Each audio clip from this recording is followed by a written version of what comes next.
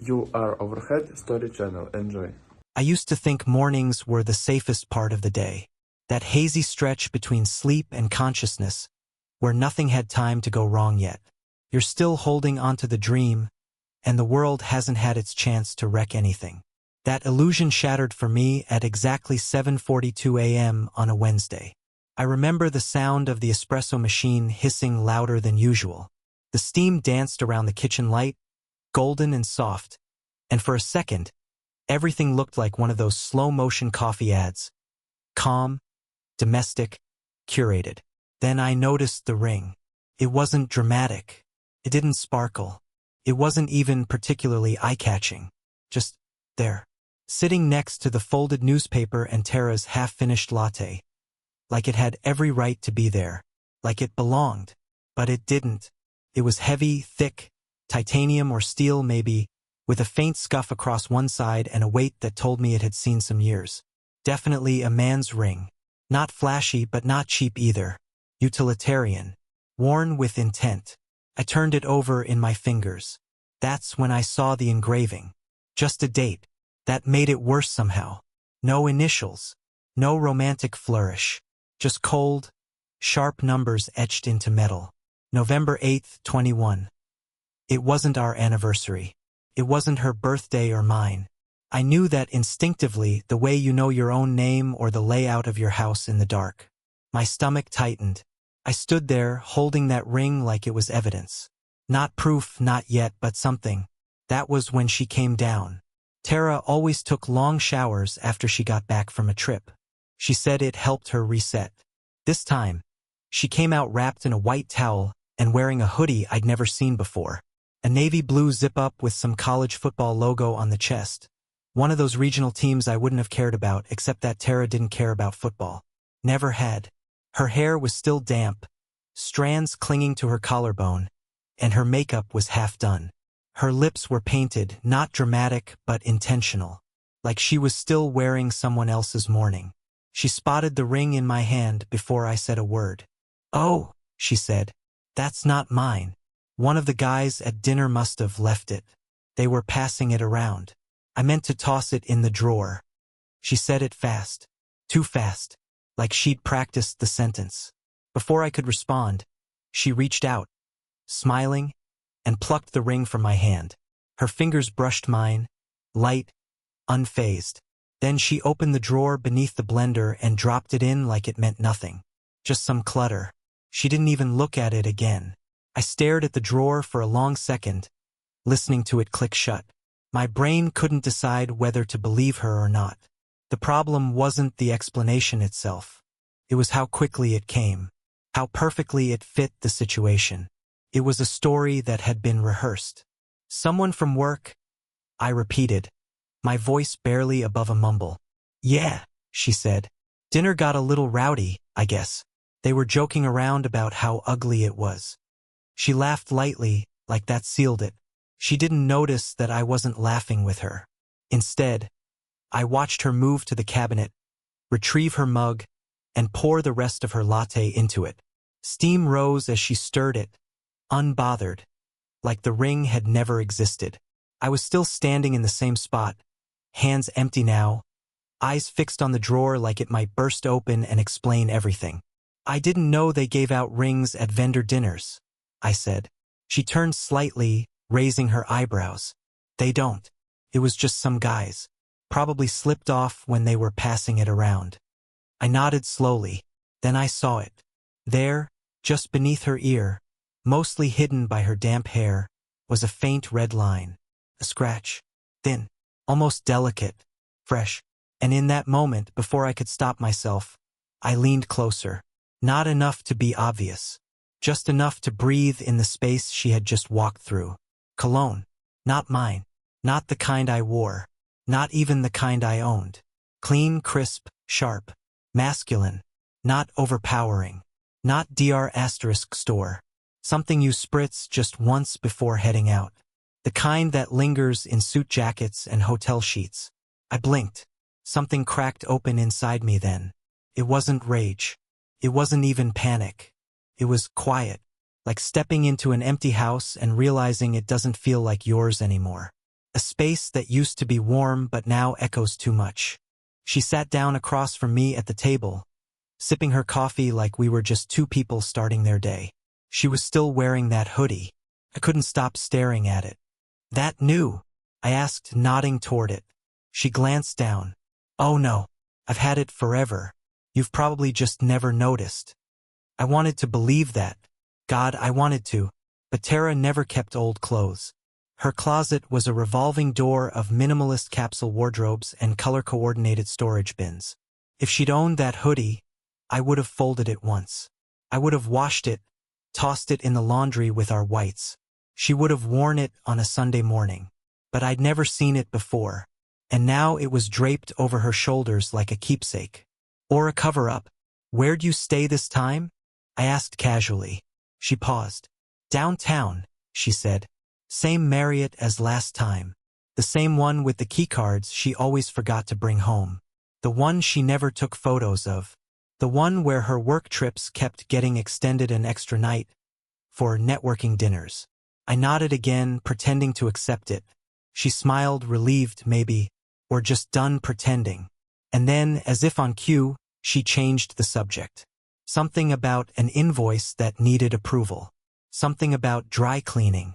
Her voice became noise, calculated, familiar, practiced. I stared at my latte until it went cold. When she kissed my cheek goodbye, her lips were soft and sweet. Not mine. The scent of unfamiliar cologne lingered on my collarbone long after she'd left.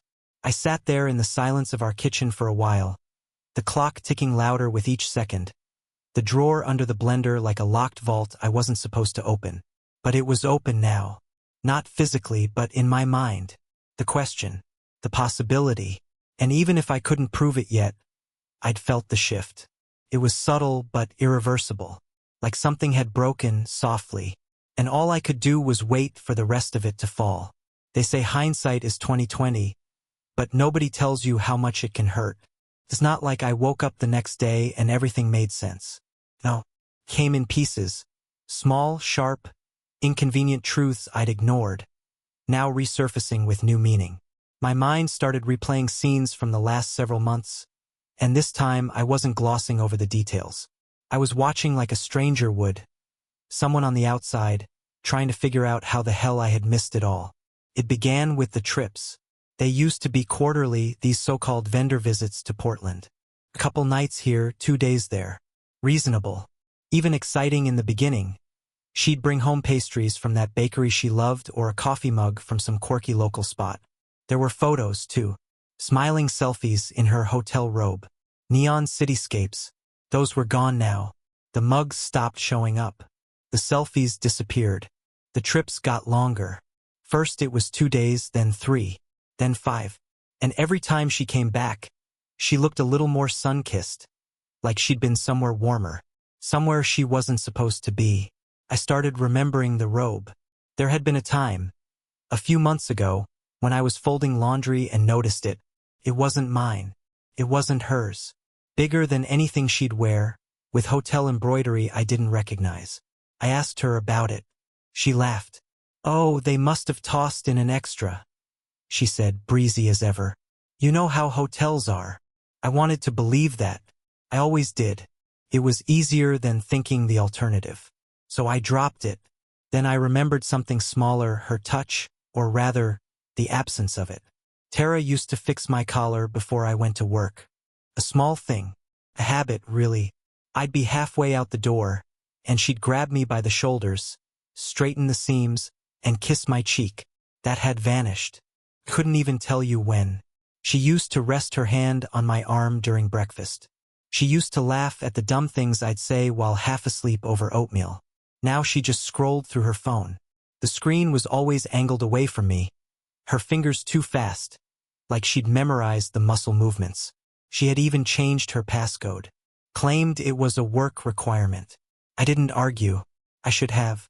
I should have asked why she started sleeping with her phone under her pillow. Why her meetings ran until 10 p.m. Why she stopped looking me in the eye when she talked about work. But I didn't. I let it go. Because facing it would have meant risking everything. And people will do anything to keep their version of peace. even if it's built on sand. I told myself we were just busy, tired, stressed. That's what I whispered every time I reached for her in bed and felt her body tense. Every time she turned her back and pretended to sleep. Every time I made a joke and she didn't laugh, didn't even look up. I told myself it would pass. That was the biggest lie of all. Looking back, there were so many signs.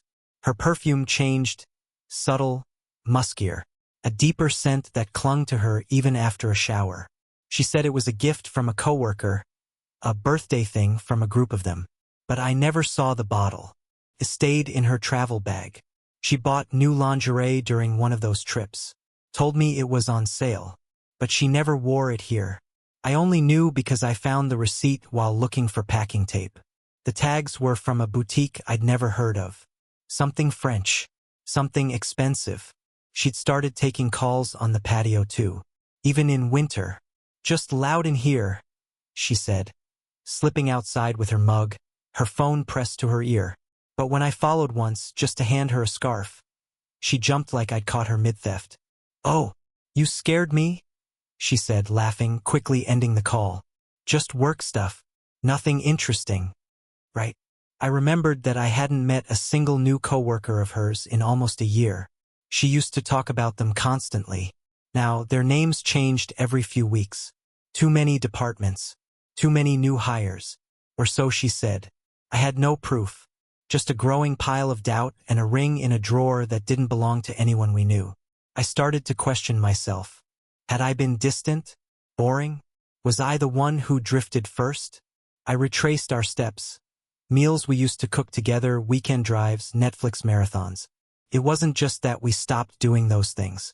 It was that she stopped wanting to. We used to plan our Sundays like tiny vacations. Now she slept through them. When I made pancakes last month, her favorite kind with cinnamon and vanilla, she barely touched them. "I'm not hungry," she'd said, scrolling. I stared at the untouched plate for an hour after she left the table. Even the way she looked at me had changed. There was a warmth once, a softness. Like she saw something in me nobody else could. Now, when she looked up, it was like I was just another piece of furniture. Familiar but uninspiring. Background noise. And still, I made excuses. Still, I told myself that people change. That love ebbs and flows. That maybe I was imagining things. Until I remembered the drawer. That stupid kitchen drawer where she tossed the ring without a second thought. I opened it that night after she went to bed. Carefully, slowly. Like it might bite me. There it was. Lying on top of the spare batteries and mismatched keys. Cold. Silent. I picked it up again. Rolled it between my fingers. Checked the engraving. November 8th, 21. The metal was warm now. Like it remembered being worn. I Googled the date. It wasn't anything special. A Monday. The news that day was uneventful. But I kept thinking about it. Why engrave a date unless it mattered? An anniversary? A birthday? A secret? I didn't know. And that's what drove me crazy. Not the ring. Not even the scratch on her neck.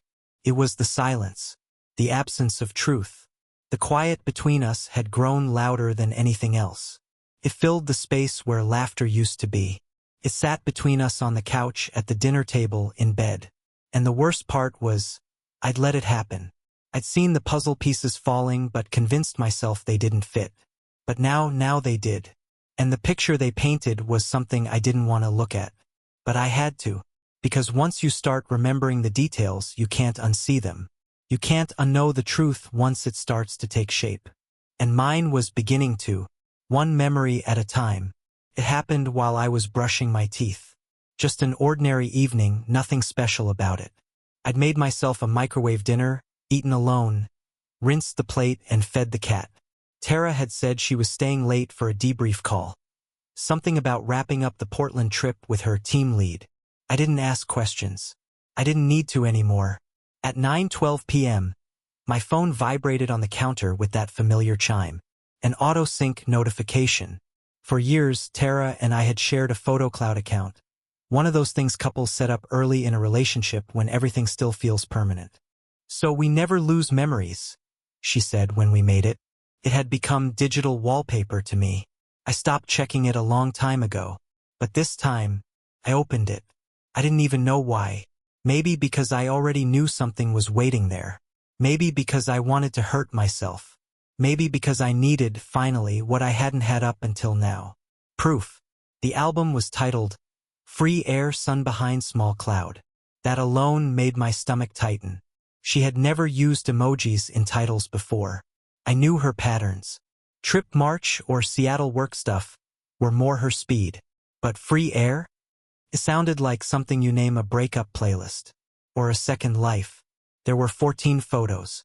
The first was of Tara, lounging on a beach chair, her hair tucked behind her ears, sunglasses on, holding a bright blue drink, a white one-piece swimsuit I'd never seen before, a look in her eyes that didn't match the stories she'd been telling. But it was the second photo that broke me. He was sitting next to her. Same man from The Ring had to be. Medium build, tan, sharp jawline, maybe mid-30s. His arm was draped across her waist, casually, like he'd done it 100 times. Tara's hand rested on his knee, and she was laughing. Laughing the way she hadn't with me in over a year. There were more. One of them waist-deep in the ocean, her arms wrapped around his shoulders, their faces close, too close. Another where he was putting sunscreen on her back. Another at a table, sunset in the background, wine glasses half full. He was looking at her the way I used to, and she was letting him. Then came the one that broke me all over again. The selfie, taken by him, her head on his chest. The same hoodie she wore after the last trip. The one she said she'd had forever. I stopped scrolling. My body didn't move, but something inside me did. A click, a switch, like a door that had been stuck finally blew off the hinges. I didn't feel anger. Not the way I expected. No smashing phones, no screaming, no pacing. Just silence. And inside that silence, confirmation. It wasn't a hunch anymore. It wasn't a collection of clues. It was reality, laid out in pixels and timestamps. Tara had built a whole other life inside those photos. One where I didn't exist. I kept staring at the screen. I should have cried. I should have felt something close to heartbreak. But I didn't. All I felt was clarity. I wasn't crazy. I wasn't paranoid. And more importantly, I wasn't going to be played anymore. I saved the album silently to my local drive and backed it up twice. Then I disconnected the cloud account from my phone and disabled sharing. It was 9:34 p.m. I went back to the sink, rinsed the toothpaste from my mouth, and sat down at the kitchen table. I looked around the house. The one we bought together, painted together, filled with memories and mismatched furniture we swore we'd replace. It all looked the same, but it felt different now. Like I'd been living inside a staged version of my own life. Even the light felt artificial. I pulled out a notepad and started writing. Not a letter, not a rant, just notes, steps, plan. I didn't know exactly where it would lead yet, but I knew it started now.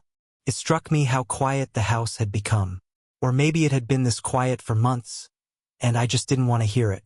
When Tara came home an hour later, I was still sitting at the table, the notepad tucked in my lap, the photos buried safely on a thumb drive inside my sock drawer. "Hey," she said, dropping her bag by the door. "Sorry I'm late. Traffic was." She paused, looked at me. "You okay?" I looked up, smiled softly. "Yeah, long day." She nodded, walked past me, kissed the top of my head. I flinched, just slightly. She didn't notice. She poured herself some water, grabbed her phone, and disappeared into the bedroom. I didn't follow. I sat there for another hour. I thought about every lie she'd told me. The robe, the cologne, the work dinners, the passcode change, the ring, and now the man. Not a name, not yet. But he didn't need one. I knew what he looked like with his arm around my wife. That was more than enough. Eventually, I went to bed. She was already asleep, or pretending to be. I slid under the covers and turned away from her, staring at the wall. It felt like we were living in a museum exhibit of what our marriage used to be. Everything in place. Nothing real. As I stared into the dark, the photos replayed in my mind again. Clearer this time. like my brain was filing them into the permanent record. The one with her laughing. The one with his arm on her waist.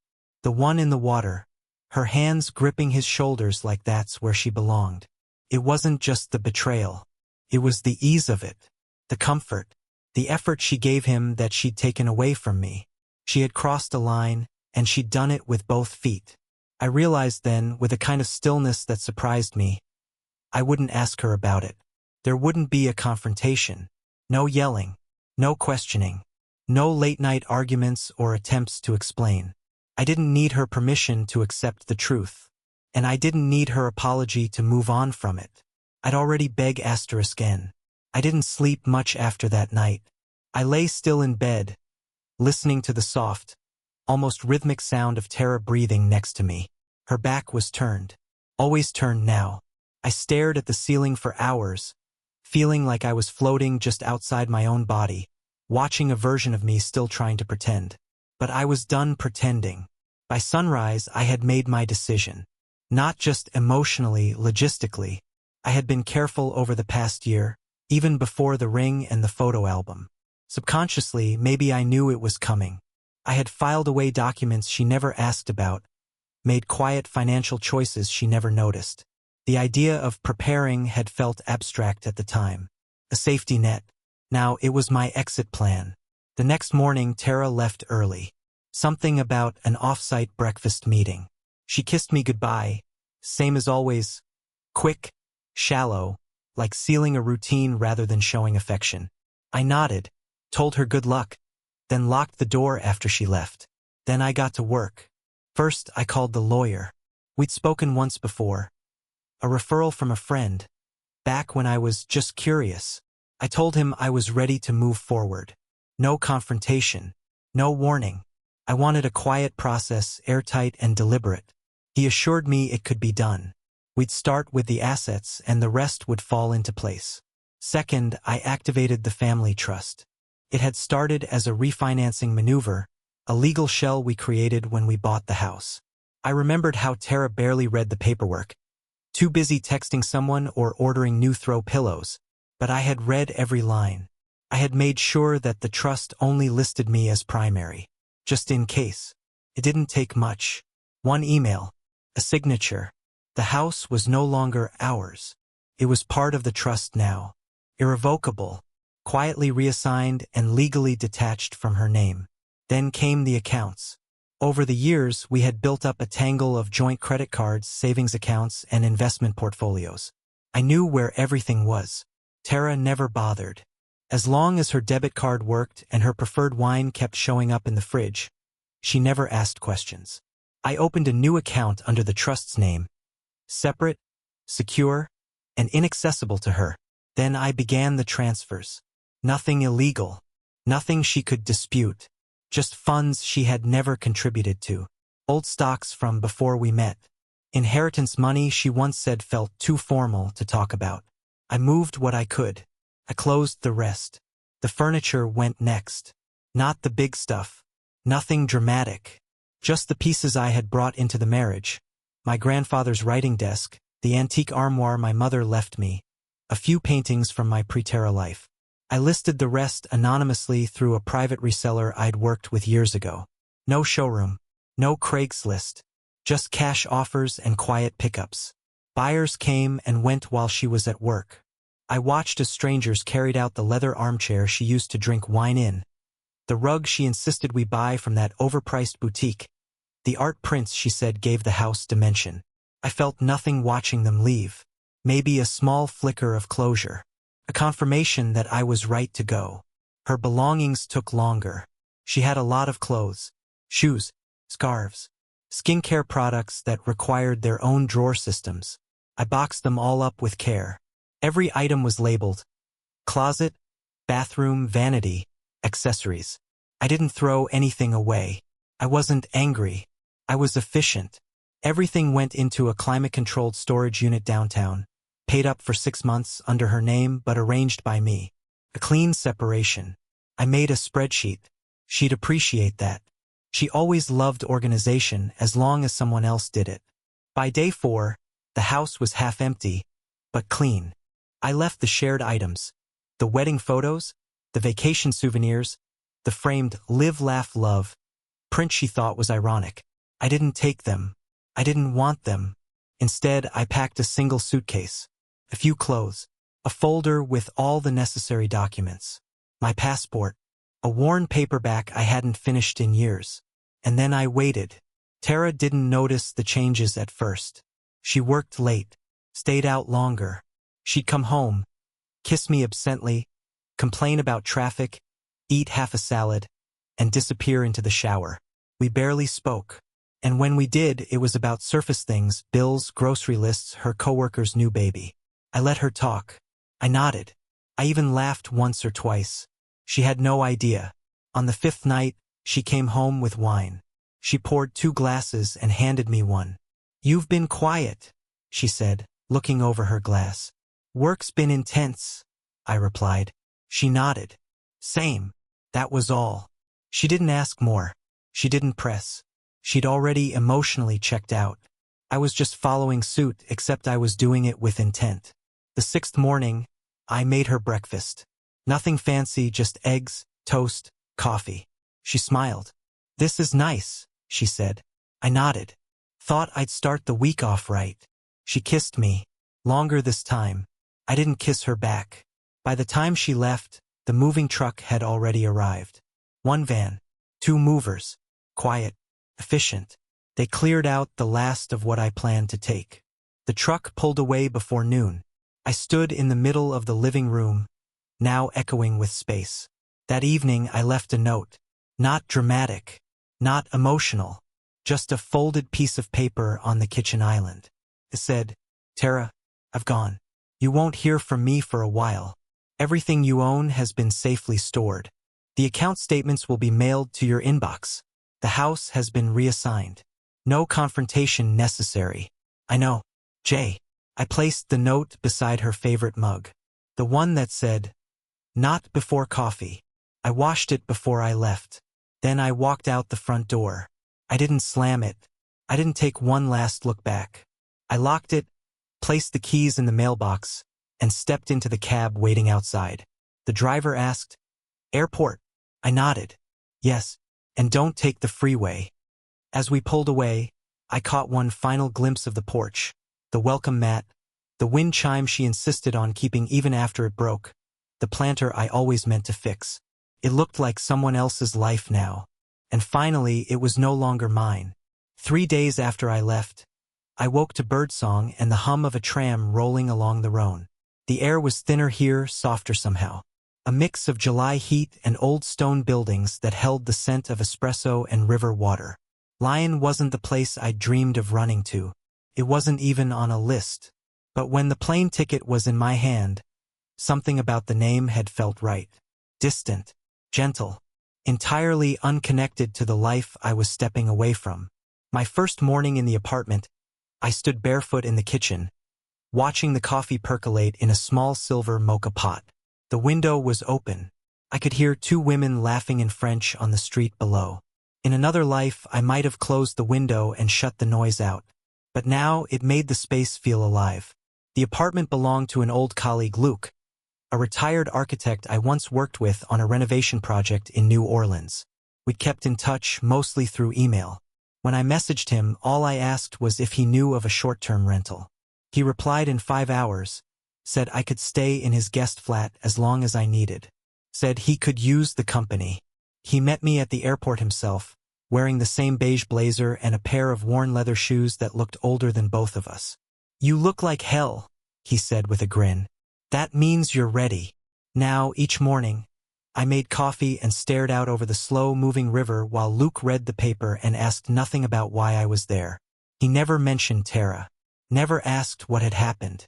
That was part of the unspoken agreement between men like us. He gave me space and I filled it at my own pace.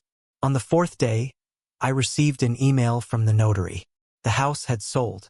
Full cash offer, no counter. The trust transfer was clean. The money was in place. The confirmation came through at exactly 10:23 a.m.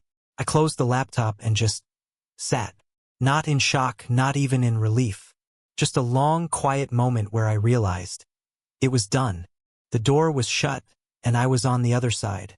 Later that afternoon, Luke handed me a file folder full of local errands and utility contacts. "You need a rhythm," he said. "Nothing heals faster than paying for electricity." We both laughed, and it felt genuine.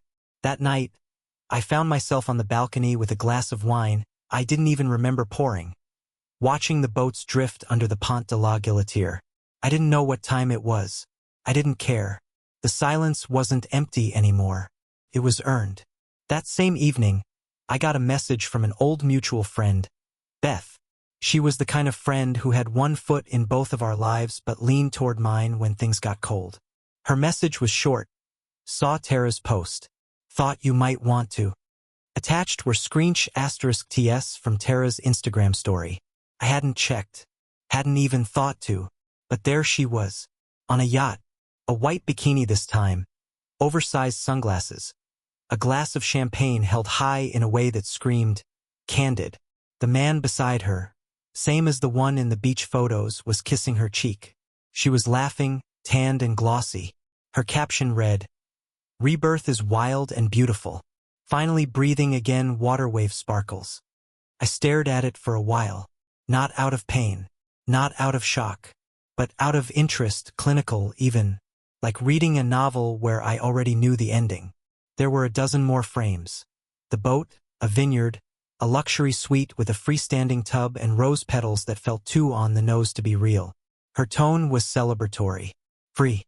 I didn't feel the need to respond to Beth. I didn't feel anything at all, until I caught myself rereading the caption. Rebirth. The same word she'd used the night we toasted our first anniversary, over steak and cheap wine, when she said, "You make me feel like I get to start over." Different context now, different man, but same line, same eyes. And that's when it hit me. She was recycling herself, not transforming, just reusing the illusion. The yachts and sunsets weren't her new life. They were a set, a carefully curated collection of pixels meant to distract from the collapse. She wasn't reinventing. She was hiding. Still, I saved the image. Not for me, for the attorney. He'd asked for any evidence of infidelity to keep the remaining paperwork clean. The yacht photo would suffice, especially given the timeline. I forwarded the image with a short subject line. Documentation. No comment. That was it. I didn't check her profile again. I didn't look at likes or replies. I didn't care what strangers thought of her curated freedom. It was a gallery for ghosts, and I'd left the museum. The next morning, Luke and I walked down to a street market where the cheese smelled like gasoline and the bread was better than anything I'd ever had in America. He chatted with a vendor about rooflines and pigeons. I listened, even when I didn't understand. We came home with fresh basil, 2 types of cheese, and a bottle of wine that cost less than a sandwich. That afternoon, I opened a blank document on my laptop and titled it Something Else. No pressure, no deadline, just a space. A place where I could put down pieces of myself again, without having to measure them against anyone else's expectations. It was strange, the way the pain receded. Not with drama, not with a bang, but like mist burning off under a rising sun. There were still sharp edges. Of course there were, but they didn't cut the same way anymore. I could feel myself reforming, not rebuilding, not yet, but gathering. One morning, Luke handed me a package. "Your mail," he said. Inside was a single envelope. No return address. Handwritten. I didn't open it. Not then. I knew whose handwriting it was, and I wasn't ready to let her voice back into my head. Not even through ink. Instead, I placed it in the drawer of the desk beside my bed, under a stack of receipts and a pencil I hadn't sharpened. If she wanted closure, she'd have to find it without me. Because this chapter, this view, this stillness, this new morning far from home, wasn't about her anymore. It was mine, and it was just beginning. Tara's unraveling didn't come with a bang. It came in quiet, humiliating increments. Her card was declined first, at a boutique in Santorini, then again at the hotel. The room wasn't prepaid, and she hadn't noticed the joint account no longer existed. Her new companion covered it, but something shifted. He wasn't expecting to bankroll her freedom. At the airport, her business class upgrade was gone. She flew coach, sunglasses on, flanked by strangers. When she got home, her luggage sat on the porch. The entry code didn't work. A young couple now lived inside. No confrontation, no drama, just silence sealed with legality. A sticker on the storage unit listed every box. Her world hadn't exploded. It had been moved quietly, precisely, out of her reach. Tara scraped together funds from an old card to rent a modest studio. Then came the certified letter. Trust removal confirmed. Account access revoked. Property reassigned. It wasn't angry. It was final. Her name was nowhere, only our daughter's. She called. No answer. Texted. Blocked. The neighborhood caught her sobbing on the steps. Someone posted the clip. It went viral. But the real damage wasn't online, it was private. I hadn't yelled. I hadn't pleaded. I had simply vanished, taking the future she assumed would wait for her. And that, more than anything, was what broke her. Not punishment. Absence.